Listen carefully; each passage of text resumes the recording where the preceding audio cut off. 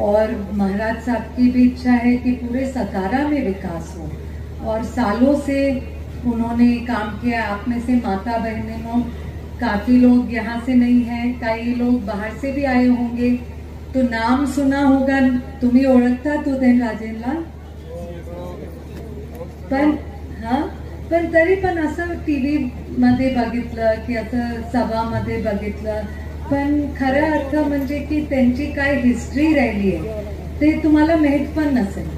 अभी उन्होंने एक आदिल भाई त्यांनी सांगितलं की काँग्रेसने असं परिस्थिती केली होती की त्यांना थोडंसं काय म्हणतात इनसिक्युरिटी असती की हे शिवाजी महाराजचा परिवार आहेत, तर ते पुढे आले की मग आमचं काय होईल।